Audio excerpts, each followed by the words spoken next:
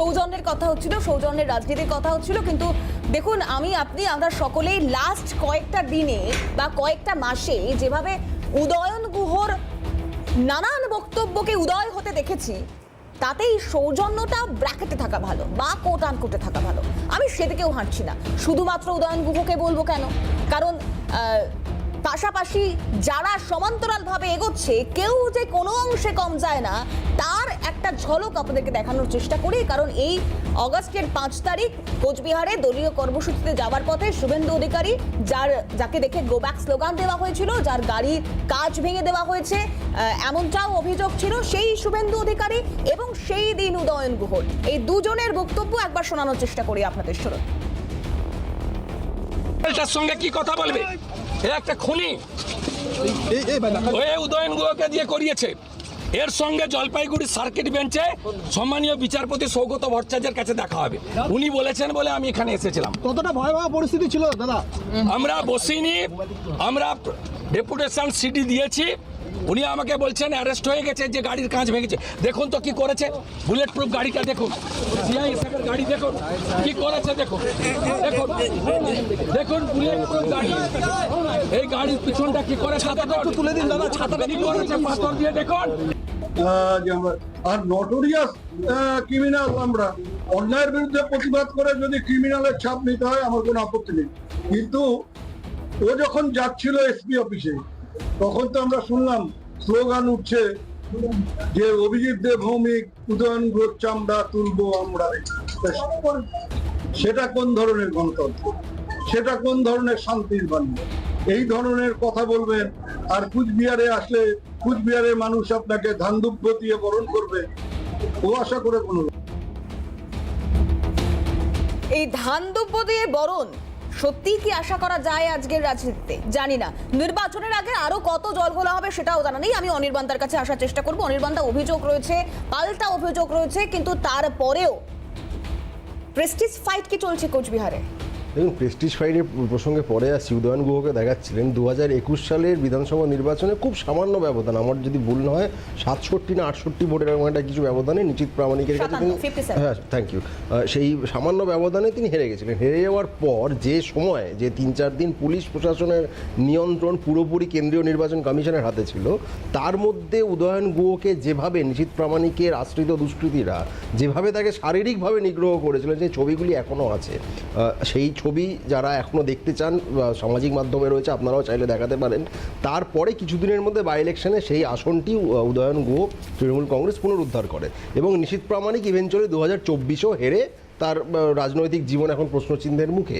এমতো অবস্থায় দাঁড়িয়ে Cooch Behar is no more any prestige fight. আমি আপনাকে এখনই বলে দিচ্ছি, তৃণমূল কংগ্রেস কোচবিহারে সাফল্যের সঙ্গে তার রাজনৈতিক জমি পুনরুদ্ধার করেছে এবং তার লিডার হচ্ছেন উদয়ন গুহ। সেই জায়গায় দাঁড়িয়ে শুভেন্দু অধিকারী বিরোধী দলনেতা, তিনি ওখানে গেছেন, বিক্ষোভের মুখে পড়েছেন। আপনারা একটা জিনিস ভুলে যাচ্ছেন, এই কোচবিহারের মানুষকে এই বিজেপির আসাম সরকার তারা একের পর এক এনআরসি নোটিশ পাঠিয়ে যাচ্ছে, তাদের যেখানে কোনো রকম আইনি এখতিয়ারের প্রশ্নই নেই। কোচবিহারের যে মানুষটা সারা জীবন আসামে পা পর্যন্ত রাখেন, নিচে উত্তম ব্রজবাসীকে এর এনআরসি নোটিশ পাঠিয়েছে, সেখানে থেমে যায়নি, সেটা উইথড্র করেনি, বরং হিমন্ত বিশ্ব শর্মা বলছেন আরও পাঠাবো। এবং তারপরে আমরা দেখেছি অঞ্জলি শীল থেকে শুরু করে আরও ব্যক্তিদের নাম আপনিও বললেন, একাধিক মানুষ পরপর যারা কোচবিহারের বাসিন্দা, দীর্ঘ বহু দশকের বাসিন্দা, তাদেরকে তারা এনআরসি নোটিশ পাঠিয়ে যাচ্ছে। যখন প্রতিবাদ করা হচ্ছে, এই বিজেপি নেতারা বলছেন এরা তো রোহিঙ্গা। আপনি আমাকে বলুন, উত্তম ব্রজবাসী একজন রাজবংশী মানুষ, তিনি রোহিঙ্গা হয়ে গেলেন? সেখানে আপনি শুধুমাত্র উদয়ন গুহকে দেখালে হবে না।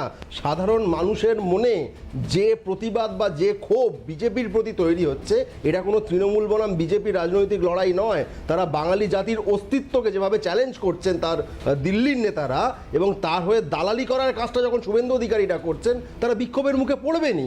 কোচবিহারের মানুষ তারা কোন এখতিয়ারে বলেন এনআরসি নোটিশ গ্রহণ করে? আপনি প্রমাণ করুন আপনি এদেশীয়। আজকে আসামের সরকার, আসামের হিমন্ত বিশ্ব শর্মা, তিনি ঠিক করে দেবেন কোচবিহারের মানুষ ভারতীয় কি ভারতীয় নয়।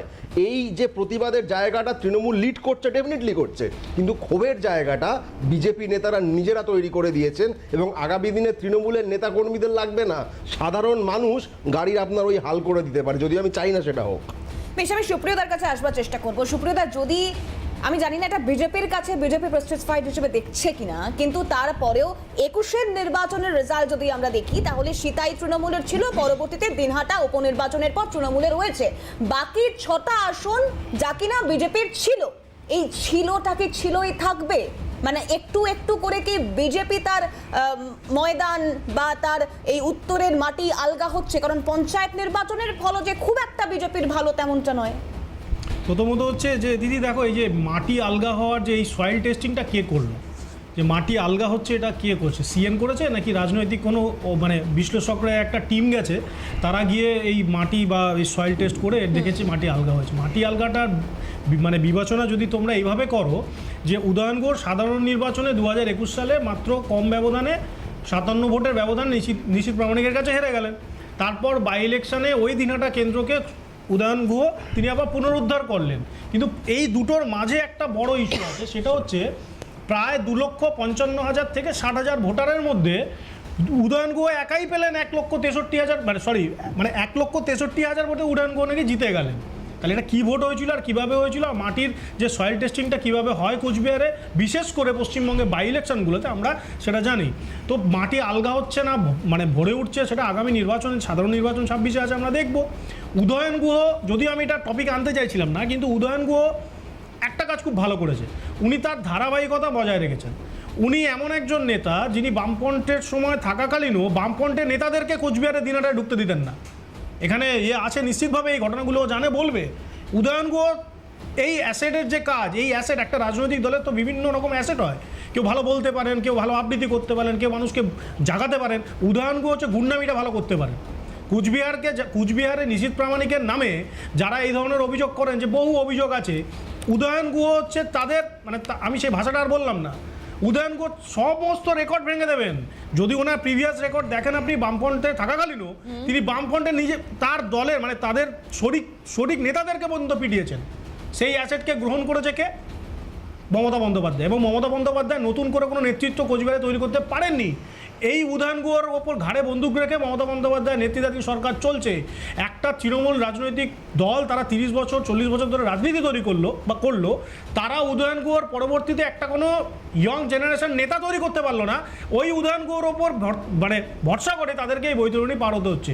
উদয়ন গুহর ভাষা এর আগেও মহিলাদের উদ্দেশ্য থেকে শুরু করে, বিরোধীদের উদ্দেশ্য থেকে শুরু করে, পিঠের চামড়া গুটিয়ে দেওয়া থেকে শুরু করে নানাবিধ কারণে উদয়ন গুহ নিজেকে শিরোনামে রাখতে পেরেছেন। উদয়ন গুহর মুখে এই যে উনি বলছেন না যে ফুলচন্দন নিয়ে কী নিয়ে, দেখুন সাধারণ নির্বাচনে স্বাভাবিকভাবেই যারা নির্বাচিত মানে হন তাদেরকে আমরা ধরে নিই যে এরা হচ্ছে নির্বাচিত হয়েছেন মানুষের ভোটের মাধ্যমে। বাই ইলেকশনে যারা নির্বাচিত হন, আমরা বলছি না মানুষ সেখানে ভোট দেন, নিশ্চিতভাবেই দেন, কিন্তু তার আকার এবং বিকার কিভাবে কি হয়, এই বিশেষ করে এই পশ্চিমবঙ্গে আমরা সকলে জানি। সুপ্রিয়া, আপনি বলছেন দল উদয়ন গুহর পরবর্তীতে কাউকে তৈরি করতে পারেনি, কিন্তু যদি এরকম পাল্টা ব্যাপারটা এরকম হয় যে নিশীথ প্রামাণিক কোথায় বা নিশীথ প্রামাণিকের পরবর্তীতে ওই মাটিটা আপনার কথায় আলগানা শক্ত, সেটা সাধারণ মানুষ অবশ্যই জনগণ তার বিচার করবেন, কিন্তু তারপরেও গেরুয়া ঝড় কি সেইভাবেই বইবে? গেরুয়া ঝড় মানে হওয়ার আগে তো ঝড়টা উঠতে হবে। তো আপনি বুঝবেন কি করে রিক্টার স্কেলে ঝড়ের মাত্রা কত হলো?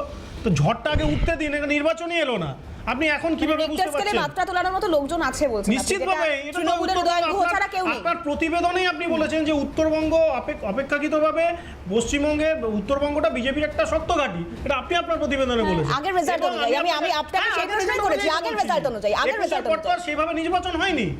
24-এ যে নির্বাচন হয়েছে আমরা সেভাবে ওখানে দাগ ফোটাতে পারেনি, নিশ্চিতভাবে আমরা মেনে নিয়েছি, কিন্তু একেবারে সব শেষ হয়ে গেল, মাটি আলগা হয়ে গেল, বিষয়টা নয়। দেখুন, উদয়ন গুহ ফরওয়ার্ড ব্লক থেকে তৃণমূলে এসছেন বলে বিজেপির প্রতিনিধির খুব রাগ হয়েছে, কিন্তু বাকি যে দুজন নেতার কথা নিয়ে এক্ষুনি আলোচনা হলো, শুভেন্দু অধিকারী, তিনি তো বোধহয় আদিকাল থেকে বিজেপি করেন, এমনকি নিশীথ প্রামাণিক আদিকাল থেকে বিজেপি করেন, তাই জন্য সেখানে কোনো রাগ নেই।